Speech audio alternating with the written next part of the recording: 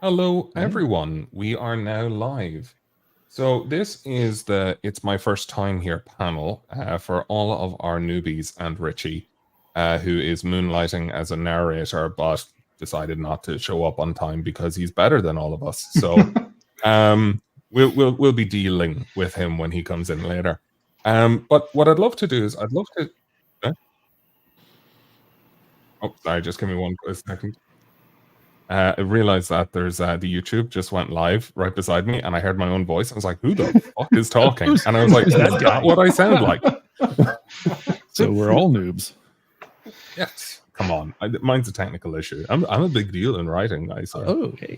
But what I'd love to do is just kind of like hear a little bit about yourselves, who you are, where you're from, and what sort of stuff that you're writing. So if we'd start us off with Boslo. I'm my actual job's a teacher. I'm a teacher from England. The accent gives it away, hopefully. And basically, I started writing LitRPG genre, or started writing probably about 3 years ago, and sort of like really started writing LitRPG mainstream for the first time. I started this year. I'd started creating a story previously, but it wasn't really what I'd class as mainstream LitRPG. It's very grimdark. And fortunately, I've been lucky enough now to receive a publishing contract, and I'll be looking at publishing it next year. Sweet. That's amazing. Awesome. Fantastic. And we'll find out a little bit more about your story in a bit. But Robert, over to you for an introduction. Yeah, right on. My name's Robert. My background is more on the tech kind of corporate America side, but I've been addicted to, well, when I was in middle school, I was playing D&D since I can remember, basically. So when I finally discovered LitRPG a number of years back, I became absolutely, utterly addicted. So I decided, hey, this is worth just quitting your career and writing for. So, I did the wise choice. I basically just quit the job and said, I'll write a book. So that's what I've been doing. Excellent. So Mike, what about you? Hey guys, my name is Mike Norris. I actually do have 2 books out. My second book actually dropped last week on Thursday, so that was awesome. Fair. And actually, I think I was on this panel last year, but I still considered myself kind of a noob. And I think Brian, you actually moderated it last time too, so it's kind of funny. And I totally remember that. That was such a special moment for me. Yeah. I definitely remember that. This whole thing is rigged. But a little bit of background on me. I'm actually in event management in the tech space as well. So I do conferences, trade shows, pretty much all of that stuff all over the country. Like I said, I have 2 books out. My first book is called Awoken, and my second book that I released last week is called Rising, part of the Parmal Age series. To go on and take a look. They're pretty awesome, I think. But yeah, just it's a cultivation fantasy, which actually has a delayed LitRPG element delayed into it. So, the characters don't have access to the system until actually book 2, which is something that you guys will find out, which is pretty cool. But yeah, I'm just excited to be here and meet new fellow authors and, get started again. Fantastic. And what about you, Matt? Yeah, so hey, I'm Matt Herman. I currently working on my first 2 LitRPG series. I actually started writing thrillers back in 2019, then moved to urban fantasy, did some other stuff in between then, and LitRPG is kind of where it's at. Once I started reading it, I knew that I was going to be wanting to write it soon. From Indiana, so middle of nowhere, bunch of cornfields. And I guess that's about it. Nothing wrong with that. Not a thing wrong with that. But I do have to say, if I may, Boslo, are you the only 2? Like this is terrible, man. I was not expecting this kind of pressure. No. So wait, I want to ask the question that came up in a different panel. Mike, what are the testicle-like things that keep floating into the background behind you? So they are just curtains. They are not testicles. Okay. Totally.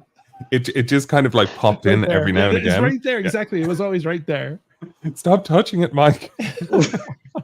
Okay. So before we continue, Richie, I'll get you to introduce yourself, but I just want to say that your camera is making you look 12. It always makes me look 12, Brian. Come on. So would you like to tell everyone about your new moonlighting career? So, hi, I'm Richie. I started out in the genre as the host of a LitRPG podcast called Stats on Stats, and we transferred it over to Chat and Stats.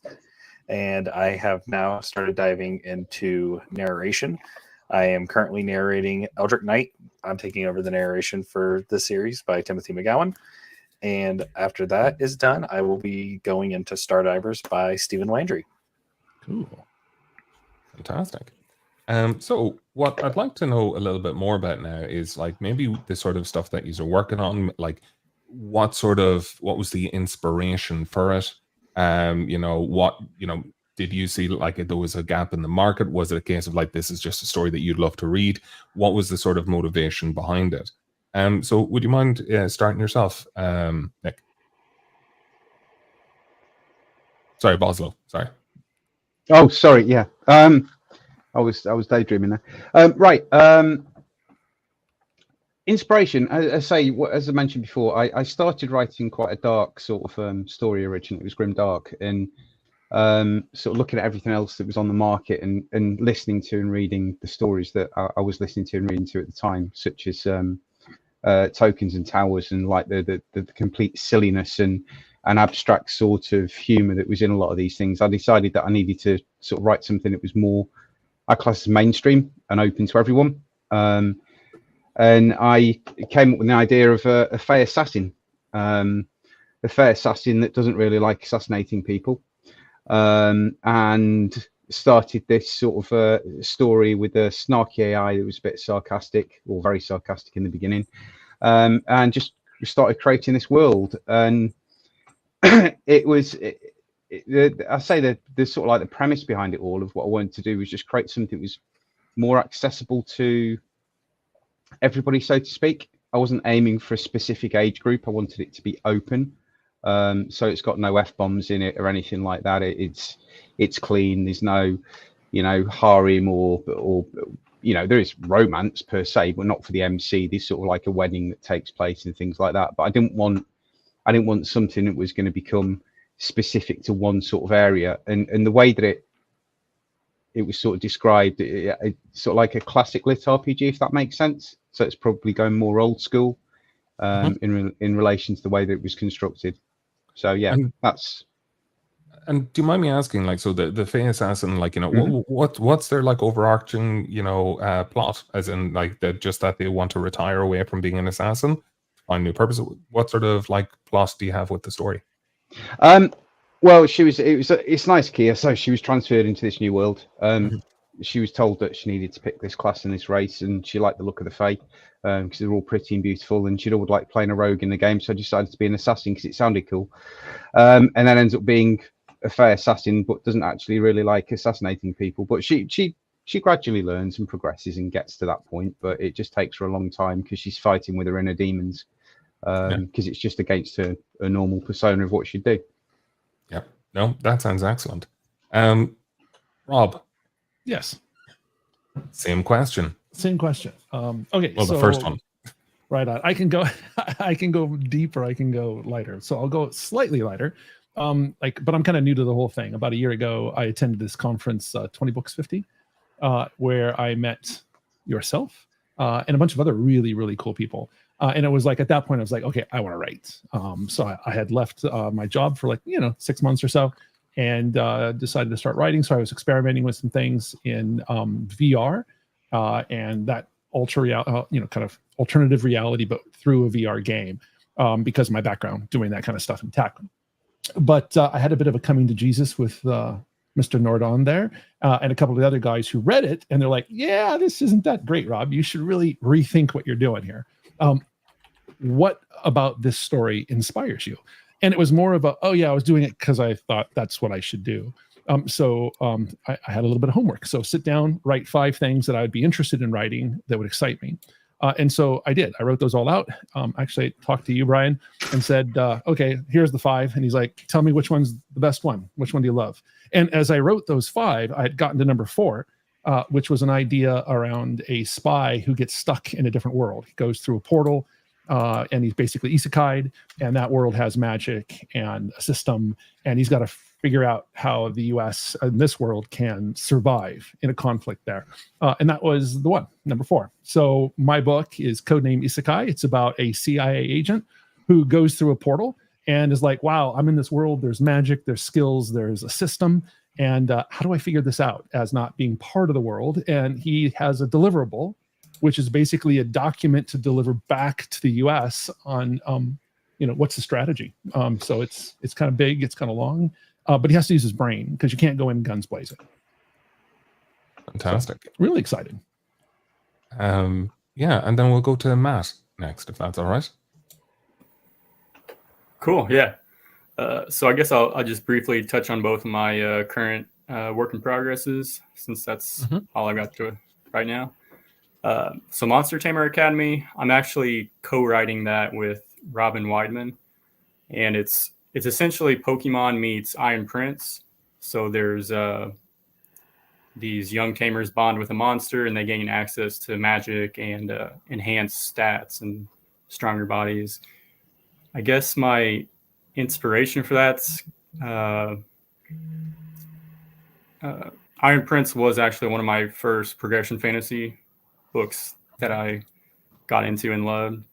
But I mean, who wouldn't want to go to a magical world where monsters exist? I mean, it's just depends if we can fight those monsters, I guess. That's right. Yeah. It's like, whoa. Yeah. So that's my first one. Dave the Trekker is kind of a side project right now.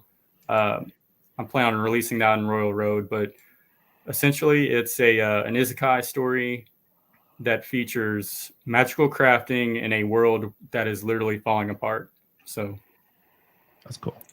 Yeah. Great. And Mike, I do remember that the last time that we spoke, I think you had an incredible merchant sort of story. Is that the one that you're working on, or what happened? Yeah. So the Primal Age series is a tale of two heroes, Dave and Ren and Dave. They're both cousins, but they end up growing up as brothers, so they're like best friends. They pretty much get frozen in time through a cataclysmic event, and then they end up getting, they end up waking up in 9,000 years later. And the world has kind of changed. Now there's cultivation in the world. And so they kind of have to navigate that, having come from, our modern age. And so, I'm really focusing on the mercantile system for the books. The first 2 books really are kind of a setup for the rest of the series. And then starting book 3, it's really going to get into it in the economy and auctions and stuff like that. And O'Brien is very, very familiar with that aspect. So that's very exciting. But I'm also working on a second project. It's still in stealth mode, but I'll be releasing that on Royal Road as well to start out with. But it's actually a card-based LitRPG, which is some kind of a subgenre that I really fall in love with in LitRPG. And so that'll be hopefully coming out in probably like a year or 2. While I also continue to put out the Primal Age series. So fantastic. And then what about you, Richie?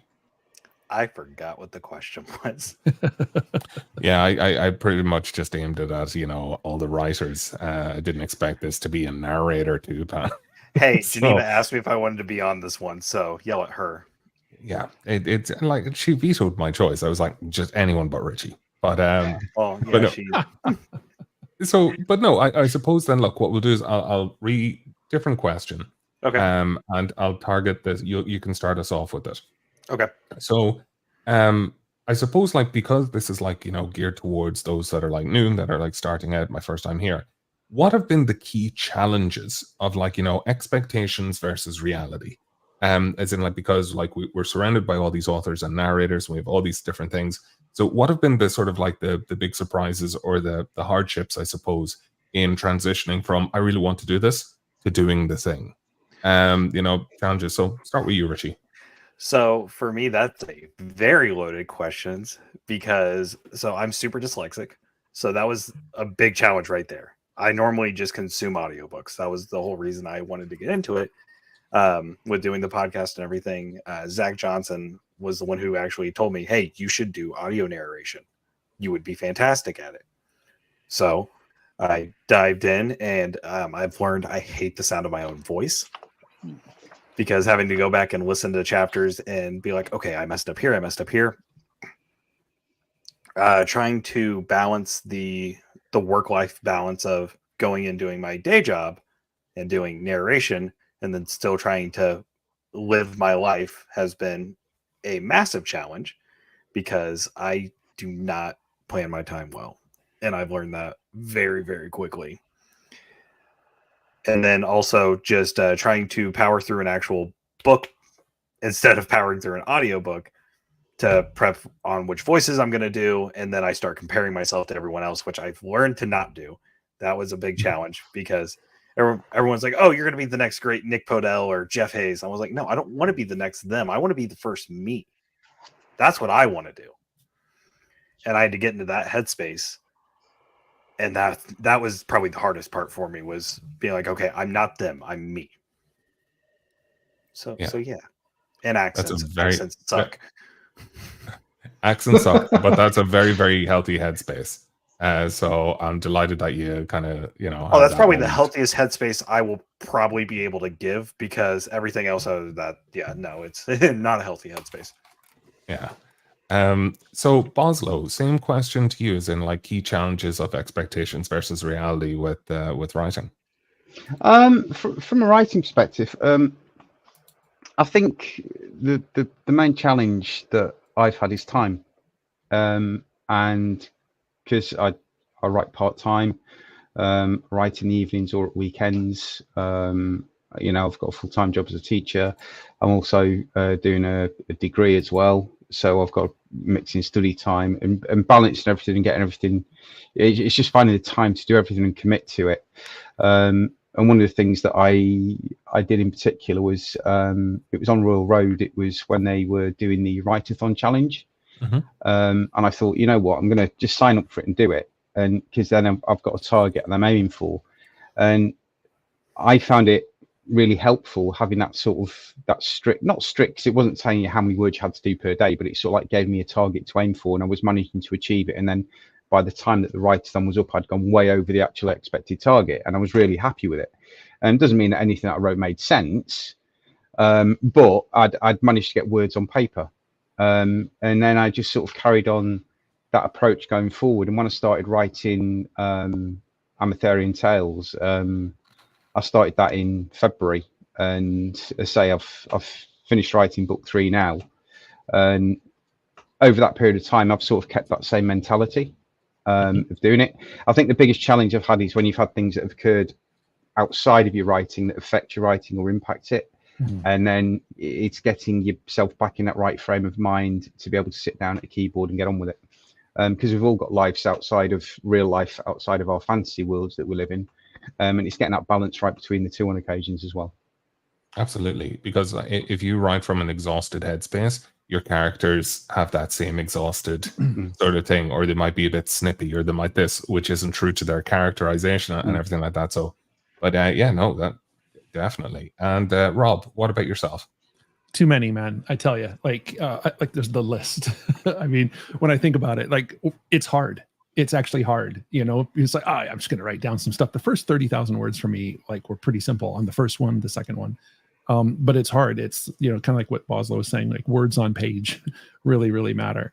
But then for me also, like, I really wanted to make a lot of world building, and there is that black hole of world building and getting in there, and how far is too far, and deep, and knowing when to come out. And then I think navigating something, like, we all know what we like, and there's a lot out there, and it's kind of been done if you think about it, right?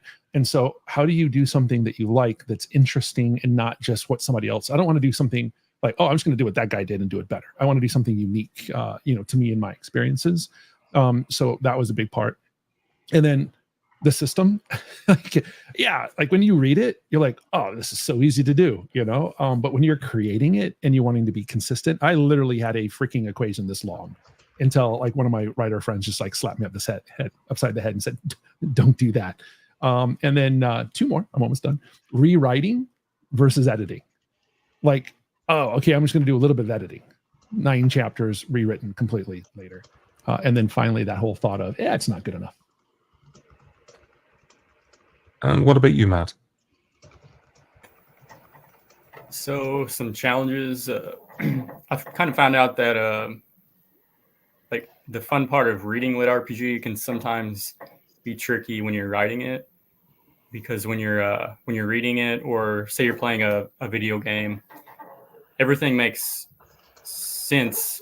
Like everything's already there, and then when you have to actually tell a story and integrate a leveling system or some kind of progression into it, that was a little tricky for me when I was shifting to lit RPG writing it. It's because sometimes I want to stick more to like the storyline, and then I forget about the leveling up, or sometimes the leveling up will take precedence over the story, and it feels like the story is actually starting to drag. So kind of getting that balance. And then also for me, it's so I used to outline pretty well, like most chapters, but I kind of especially for the Monster Tamer Academy, my story kept like going off course. So I eventually had to basically rewrite a different whole second half of the first book based off what my outline was. And now I'm a lot more flexible and fluid in my plotting and pantsing, and that's kind of helped. But it was a challenge at first. And do you mind me asking, just as a follow-up to that, Matt, like, would you be more of like a logic-based in terms of your system, or are you like more the hand-wavium, as in being like, do not look behind the curtain? I like where it's the magic system's a little bit vaguer. I don't know if vaguer is a word. More vague. It is now. Yeah, we all understood what it meant. Vaguer is a word now. I've in terms of storytelling and magic systems in general, I found the more vague you are at first, and the more you like drip information along, you can always like add more concrete details later. So did that answer your question? Oh no, absolutely, absolutely. Don't worry. Okay. So Mike, what about you? Key challenges or learnings? Yeah, I think writing to expectation. I mean, like my second book dropped on Thursday last week, and there's already people that are done and asking for the third. And it's just like I'm also a part-time author, so like I have a full-time job. So time constraint is always, we never have enough time in a day for for anything really. And so yeah, just finding the time to write and like stay focused and maybe keep content coming out for fans and for readers is always going to be, I think, the number one challenge. And it's great that people are always, are already asking for like the next book and stuff, but at the same time, it's like I don't want to disappoint them, because then 6, 7, 8 months later, maybe the book is finally ready to come out and maybe they've forgotten and the momentum is lost. So for indie authors, that are part-time writers, I think that's a big struggle. Just writing to expectation for fans, it can be quite a struggle. But yeah, time constraint. I mean, I echo everything Boswell said on that. I mean, that's definitely very hard for part-time authors. Yeah. And no, amen to that. Like, it's one of the most demoralizing things is that you release an audiobook and it's like 20 hours. And then like eight hours later, someone's like, oh, I finished it on like 10 times speed. And I'm like, what? And they're like, when's the next one? And I'm like, you didn't even enjoy that, right? Go back. Yeah, and it's argument constantly. I am not an audiobook person, so I don't know how people do it. Sit there and, because like my reading pace is very quick, so I could never sit through an audiobook and just I go nuts and just go down. You got to get up to 1.5 or 2.0, and it goes. Yeah, I mean, I've tried. I just can't do it. My reading pace is just really quick. Okay, Rob, you're part of the problem. Richie, what were you just saying? I was saying that no, you have to sit there and enjoy it. You got to enjoy it at that one-time speed. I've tried speeding up audiobooks and I hate it because I'm robbing the narrator of that amazing performance. Like, you wouldn't speed up Jeff Hayes and Dungeon Crawler Carl, and if you do, you're doing it wrong. That's just okay. See, but that kind of goes back to I read so much faster than I listen, and so then I forgot it was a competition, Rob. I forgot it was a competition. I really would. States, no problem, slow it down. But if I'm on the beach, I'm like 5 minutes. But you're so right, it's true. But I mean, you go to an audiobook, and now, like, let's look at it from when when I was in school, we'd have to listen to audiobooks, and they were the most dull, boring narrators they could possibly get. And now we're in the age of Travis Baldry, Nick Podell, Jeff Hayes, Luke Daniels, where they give a performance. It's not just listening to an audiobook. It's enjoying that performance that they're putting their heart and soul into. So that's why I listen to it at 1x speed. I want to listen to it at normal. If it's a 46-hour book, I'm getting all 46 hours of that book. Yeah. So here's my next question, and in order of the last one, we'll go with you, Richie, first. If you could give advice, now I know it's a little bit premature, as in like because you're only just kind of getting into this space now, but if you could give yourself advice, back to before you started this sort of journey, what would be the one like key nugget? Like if you were to give one sentence of advice, what would be it? Don't stress as much and try to have fun. Excellent. Have content ready. So I'd say have 2-3 books ready to go before you begin to publish the first. Oslo?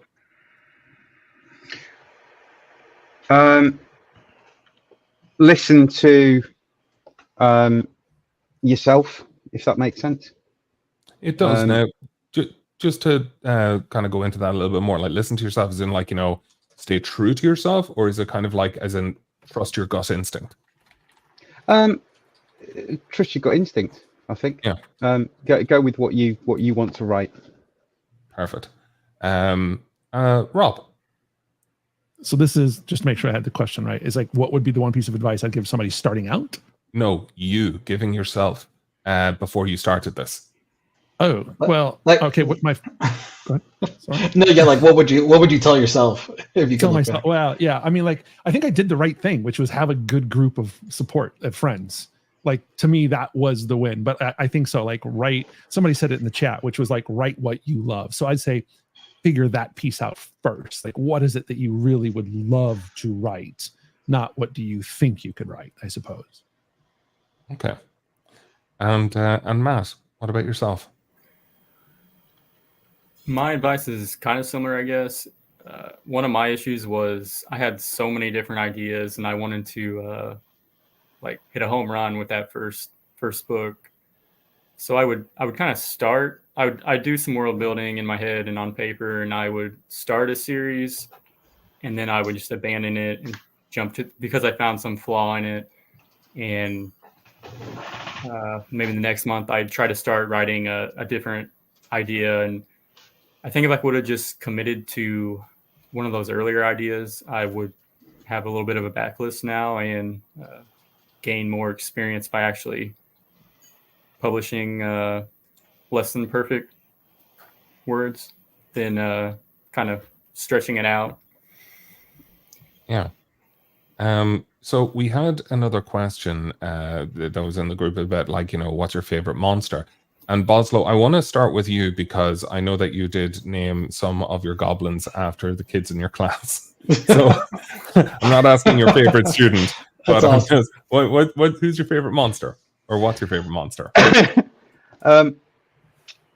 Favorite monster in my own story, or just in general? It can be either. It can be either. Oof, that's quite difficult, actually.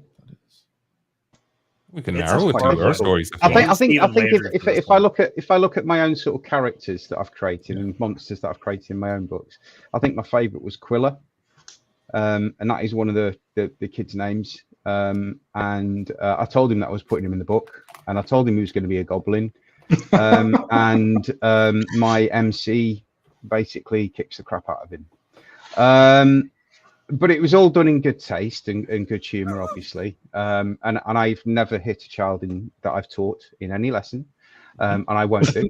But no, it was. I think that's probably one of the most fun ones I had, because I actually I let him read the passage that I wrote him, and he was in stitches from it. So brilliant. No, I love to see that. Rob, favorite monster? I think experienced authors are probably one of the best monsters out there. They're evil. They cause fear amongst others. But from a D&D perspective, I've always liked mind flayers. Like, I like the way they look. I like their abilities. I think they're just like kind of cool. If I look at it more from a writing perspective, or some of the monsters I like. I kind of like the small things that become organized and get shit done. So it's like it might be the Goblin Horde, or it could be another name of it. I've actually got a group in mind that you don't see for quite a while, but like they're up to things, So it's like that kind of little minds working on stuff that have an effect. Richie, what about you? Favorite monster across media? Across media. So if I'm doing like my gaming type stuff, I would say like I guess they would be considered a monster, but the Taurens from World of Warcraft, just because that's always been like one of my favorite races to play. But if we're going in LitRPG, I'm just going to give a shout out to the Cyber Penguin in Dungeon Core Online. That's probably my absolute favorite thing, because it's not something I ever knew I needed, but now that it's here, I absolutely love it. So cool. Mike, what about you? Yeah, for me, it's Orthos, the dragon turtle from the Cradle series. He's like super unapologetically just like a dragon, like no matter what, his go-to is always destroy and kill it. Like, so that's always he's always been my favorite. Just love that series. So. Amazing. And give me a wee second here. We lost all of our starred comments, or that we just didn't have any other questions. I swear I didn't run out of these. Matt, we're going on to you next. So I'm drawing a blank on like monsters outside of my stories. So I'll just go with in my Monster Tamer story. In book 1, there's this horse monster who wasn't even in my original outline for the book. And the main character like bonds her as a secondary monster, and that wasn't even supposed to happen either in the first book. That was supposed to be like later in the series. But basically, she's like a horse, but she's a monster that she's wind based, so she can like run really fast and shoot electricity out. And like when you're riding her, like it's always like her mane is like all staticky and throwing up sparks and stuff. So I don't know, just the imagery and it's really cool. And so I guess one of the other questions is like, and because this is a newbie panel, what I kind of want to do is, you'd be amazed at how many authors that'll go to conventions and someone will be like, what's your story? And you only have like 2 sentences to get it across. And you literally would be like, well, the post-apocalypse start, and you just lose the run of yourself. So I'm not going to put you on the spot, but what would be your sort of elevator pitch of your story to be like, who do you think would enjoy this? Maybe what sort of like similar mediums, it could be compared to.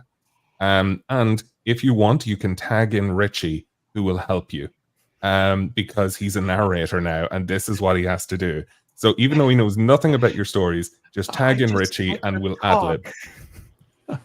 I just talk for work. Yeah, and that's what we're going to fucking do, Richie. So, Oslo. Feel free to tag him in whenever. I'm Theron Sells, classic LitRPG Isakia, open to all ages, has cozy elements, has slice of life elements, family progression, skill system, monsters, world development, world building. Perfect. So, and Richie, do you want to add anything? It's good. I've actually read a little bit of it on Royal Road, so I'm just trying to go through my backlog of everything I've read, because it's been a minute since I logged onto Royal Road. Crap basket. So no, Richie, based on what Boslo's just said, what would be the best, comparison media within audiobooks, because you know them so well? Jesus, don't hold on. Wow, do you not like Boslo? No, I love Boslo. Oh, wow, God. Richie. Wow. Okay, we'll just move on to Rob. Yeah. Jesus Christ. Rob, it's kind of hard to follow that one, man. Okay, so mine is mine is an experienced CIA agent that is isekai'd into a world with magic and a system, politics, and probably bad intentions. So it's less about like fighting monsters and violence and more about really having to think through. So I like the idea of, politics, of strategy, of like using your mind to get stuff done. It's a slight slow burn, but there's an aspect of thrillerness to it, right? Because you can't get caught and you're trying to get things done. Excellent. And Richie, what spy thriller lit RPG is that best accompanied by, like on like audio? I don't think we really have any spy thriller lit RPGs right now. You so are useless. I mean, hold on. I'm gonna compare it. Jesus, give me a second. I mean, we have like some espionage, like mob work going on in some lit RPGs, but no, Brian, I do not like the way you are treating me right now. So you have one of two options here. You can Oslo's either play would this work game. great as a visual novel. I can tell you that. No.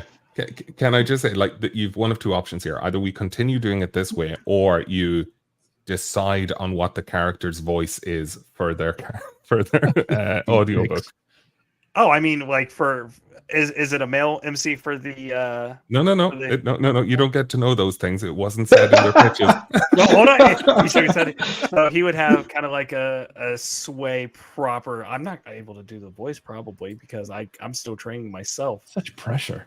Yeah, I don't like this. Don't worry. It's not like this is recorded and immortalized. Please continue. The fuck, it's not.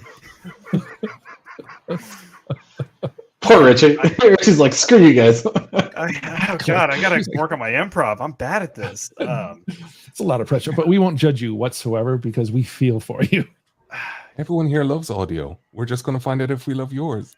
Oh no, you're all gonna hate mine. I can already feel that, especially Brian. I don't even listen to audio. You're fine. And no, if he's okay. not picking on you, We don't listen to audio, so Just write the book. I mean, so, we write and read. We don't listen. it would be like kind of my main voice for a nice, smooth character just diving into a world of espionage and everything. You have maybe a little bit of sway, maybe an accent or two. I don't know, but you never know. And what about a fae assassin female? That I cannot do. I have, You're gonna fucking try. no. No. just say no. Bosco, I love you to death, buddy, but no. That one is what I won't touch. I can barely do female voices. You could do a snarky AI called Dave though. Snarky AI called Dave. Poor Richie. If I had a line, I could probably do that. I'm trying to think.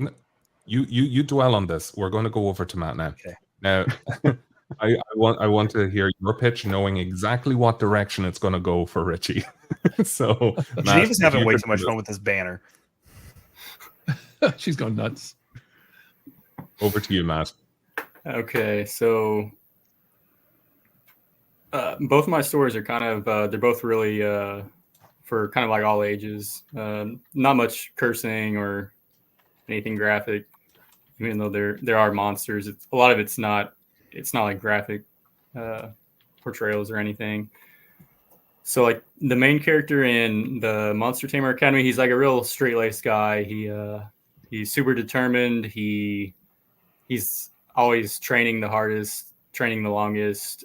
And he's ready to go out into the dangerous wilds and tame monsters. So what's his name? And is he a like underdog? Is he overpowered? So what's his sort of like shtick? So his name's Dirk, D-I-R-K, and he does get overpowered in book one, but he works for it. He's kind of like a goody, not a goody two shoes, but in the first book especially, he's really like the real honorable, straight-laced guy. Like if that helps. Perfect. I think it definitely helps. Richie, Dirk, the straight-laced, good-natured guy that gets overpowered in book one. What does he sound like? How old is he? This goes into the tone. So 18, around 18, around that age. So he'd be matured. Oh, so already past adolescence and everything, and teenage years. Stop stalling, Richie. I'm thinking. Give me a second, damn it, Brian. Okay, and his parents were killed by monsters when he was younger, so he has that kind of like trauma too. Like that's his motivation for taming. So monsters. he's been through the ringer. He's kind of survived. Can you do Dirk when he sees his parents being killed? How old was he when his kids or when parents were killed? Jesus. So I he's don't like Let's say on the 4. spot stuff. he's like 2 or 3 or 4 years old. Like he doesn't even remember it. There you go. Right on, Maria. Uncanny. Actually, I felt like I was there. Yeah, there you so, go. It was transporting, Richie. It was transporting. And Mike, what about you? Let's see. I would say it's my series is a post-apocalyptic cultivation isekai with the two main characters who are unapologetically having to adapt to this new world and grow powerful and live their lives, and they're not afraid to kick their enemies in the balls, and they don't care about the honor and all that kind of stuff. Like it's like how real life people would act when they'd be isekai to a cultivation fantasy world. Richie? They're from the Midwest. They're about 20, 22, 23 years old. Okay. I mean, are they? One's called Ren, one's called Dave. Okay. I'm just trying to think. They're just like normal. They're like normal dudes. There's like nothing special about either. I was gonna say, if one's kind of a snarky asshole, I always kind of picture those characters to have that little bit of a picture. Dave is definitely like an asshole. So kind of a nerdy asshole, or just a no. He like imagine like a country boy asshole. Like he just doesn't care. Like he'll just speak his mind. Like that. That's perfect. There we go. That was it. There it is. Okay, so we're now subbing out Richie because I don't mean to tell you if you're good or not as a narrator, because honestly I don't listen to audiobooks. I couldn't tell you. I got all a that was compliment shit. from Daniel Wisniewski, so does that count? I mean, I don't see it there. I don't see it in the comments. This was at Dragon Con. Oh my god, are you literally pulling from a previous event? No. Yeah. Bad Richie. Because I didn't get to anyway. interact with Dan here, so yeah. That's totally fine. Anyway, you are going to have to narrate a female voice someday. I already know what's coming across. Oh my god, this is a message. Yeah, she's just going off. Like this is. We don't kink shame here, Richie. Oh wow, it was we don't kink shame, and then it's like Richie. I like that the caveat has been added. No, Robert, that doesn't work. You cannot just say this is Daniel. Richie did epically. I appreciate Robert. Yeah. Which I mean, Steven did give me a line earlier. Where did it go? I just saw it. Oh, and Dave said, Richie. Or poor Richie. Maybe more people should send him feet pictures to cheer him up. There's your snarky AI. Okay. So Steven did say Steven also said, if isekai to a cultivation fantasy world right now, what is the first thing you would do? And we'll start with Boslo. What the fuck? That is the most realistic answer I've ever heard for one of those questions. I would be. I'd be like, what the fuck? I wouldn't have a clue what I'd do. I don't have to grade papers. Oh no, monsters. Rob, what about you? Yeah, I don't know, man. I'd be like, what did I eat last night or something like that. Same kind of reaction. Yeah. And sorry, I didn't mean to cut you off, Boslo. Did you have a different answer? No, it's just Matt, what about yourself? I would immediately head towards civilization if I could find it and ask questions about what's going on, where am I, what's out in the woods, what's safe to eat. I like the priorities there. It's just like I choose to believe, Matt, that none of them speak your language. And then suddenly it's like you pointing at your mouth a lot and then being like, and they're like, what is this? What about you? Jesus. Sorry, Mike. I'd take risks. I'd start like trying to hunt things and trying to become overpowered, even though I could probably die, and that's the most likely scenario. But risks and rewards. So, and Richie, before we go to you, I just like one of the things I enjoy about this is cultivation fantasy world. I love the idea of being like, oh yeah, I'll just like start cultivating, and then like get rid of all the toxins in the body. You only have one set of clothes, and then you shit yourself. And you're like, did not think this through. I have to go to civilization now. There you go. Covered in my own shit. Sorry, Richie. What about you? What would you do? Question. First off, where the fuck am I? Second off, first thing I would try to do, summon a status sheet of some kind. Because if I'm getting isekai, first thing I'm doing is there's the overall system, I'm trying to summon that status system first to see, hey, what's my name? The system. what's my class if I even have one? So I wanna figure that stuff out, and then try to observe my surroundings, and if I'm in the middle of a forest, climb a tree, get to the highest point that I can to observe to see what's around, and then try to find civilization and see if I'm going to die or not. So you can see in the questions that we have, like there's another 4 there, like there's 3 of them from Stephen Landry. Which of those, and then 1 from Stuart Gross. Which of those would you like to answer? So I'll just go around the room. So rather than me trying to go through all 4, Boslow, which question are you taking and which answer are you giving? How do you handle different levels of violence and trauma in your books? And I won't do it with a voice.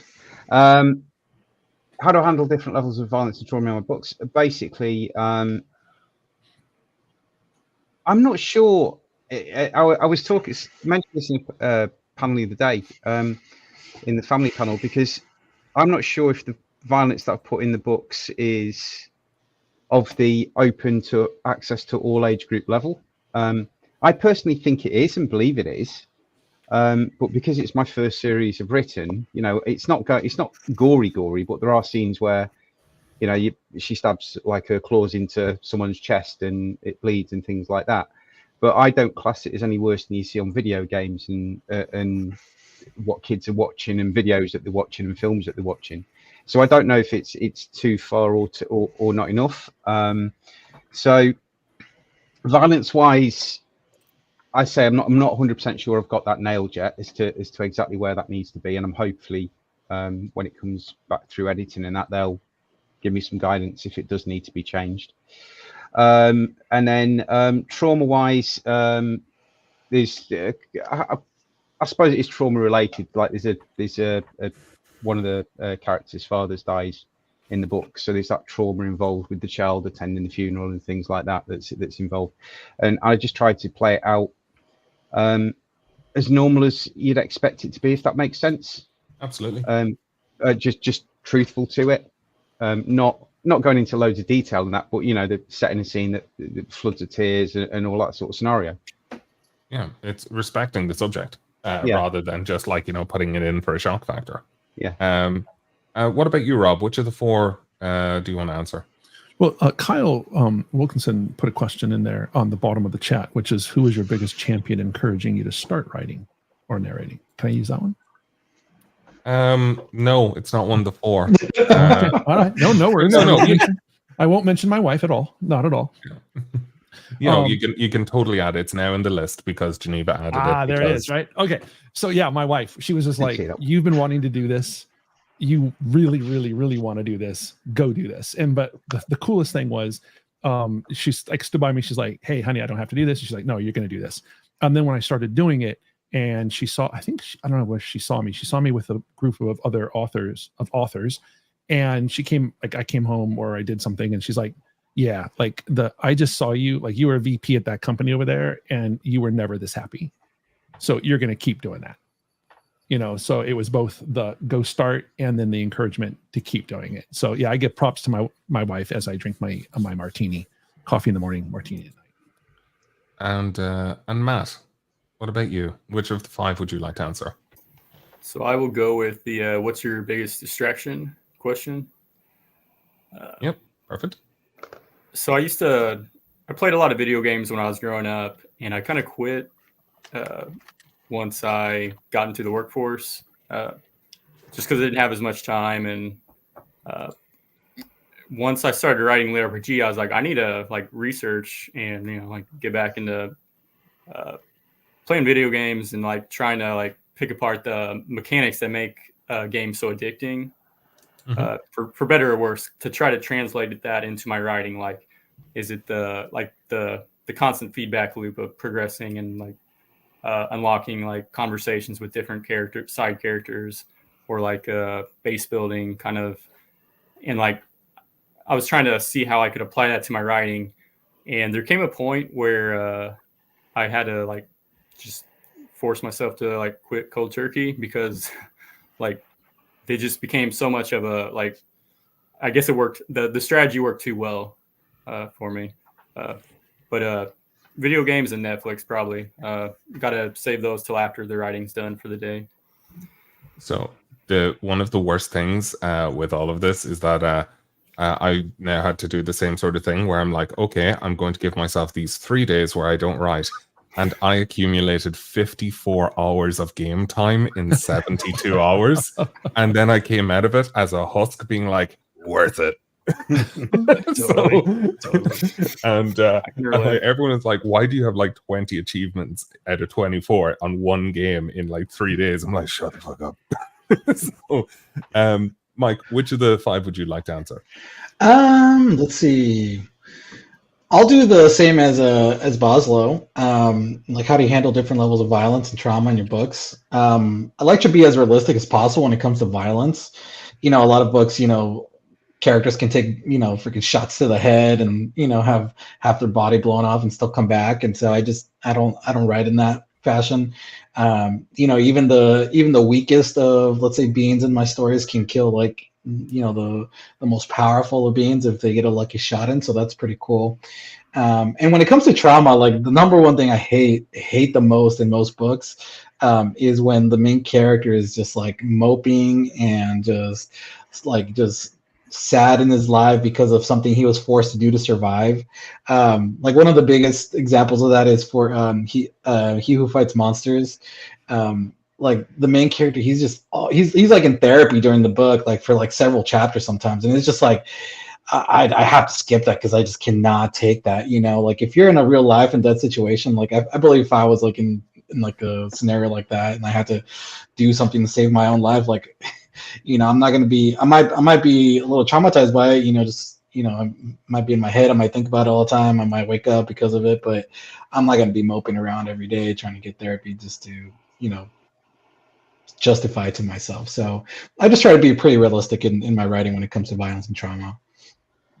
Gotcha. And Richie, which of them would you like to answer? I feel like I should do the how do you develop a character's voice, but I feel like I'm going to get yelled at for being put on the spot like I was. Not at all. No, this is an encouraging and safe space, Richie. I don't believe you. Well, that's good instincts. You might make it in this business. Sorry, no, go on. How do you develop a character's voice? So for me, developing a character's voice is one, going off of the notes that the author has sent over to me, because gotta have the notes on the characters, because I don't want to make a scrawny teenager have a big booming voice. That's I don't think that would fit very well. So that's what I sounded like as a teenager. Okay, well, this isn't you, Brian. Not everything's about you. Wow. Sorry, continue. Hey. And Steven, yes, I've asked you for notes, and you gave me notes. Thank you very much. So, between that and I try to just do a cold read through the book before I actually start narrating it. That way I can take notes and make sure that the voice is going to fit the character's personality. And I don't have the biggest range in the world. I have a little bit of a range, but I try to not make every character sound the exact same because I don't want that to get confusing. So yeah, that's how I develop. Perfect. Notes. Yeah, and like, right. Sorry, can I just jump in quickly? Because that fifth question wasn't up on the screen when I answered the first time. Yes, of course, go for it. Biggest champion to encourage you to start writing or narrating. There's 2 people that I want to name personally. TJ Lombardi, and the amount of support I got of TJ when I first started writing is phenomenal. If you ever want to get motivated, speak to TJ. And the second person who has always encouraged me and made me put Amatherian Tales out there, Ryan Maxwell. Absolutely phenomenal pair of people that have supported me since I sort of even started in the genre, basically. No, and both of them are absolute gentlemen. Like TJ is just he's just phenomenal at just like, looking on the bright side of things and just like, and both are such incredible hard workers. Like if you see their word counts of like them just grafting like and working full time, both of them, and just pushing through and going through, they're absolutely extraordinary work ethic on both of them. But no, I'm delighted that you had those people in your corner, Boslo. Ryan's awesome. He was on this panel last year with me, so he's cool. Love Ryan and TJ. Yeah, he's great. Yeah, agreed. But yeah, like, so we're coming up to time. So what I'd like to do is just go around the room and just kind of like a recap of like who you are, where people can find you, and yeah. So we'll go in reverse order this time, actually. So Matt, would you like to start us off? Sure. So I'm Matt Herman. I'm currently working on my first two LitRPG series right now. Monster Tamer Academy. First books are written. Second book is written. I'm currently editing the second book, and we plan on releasing that probably in December or January. And then would that be on Royal Road or Amazon? That would, I believe, we're publishing just straight to Amazon. Perfect.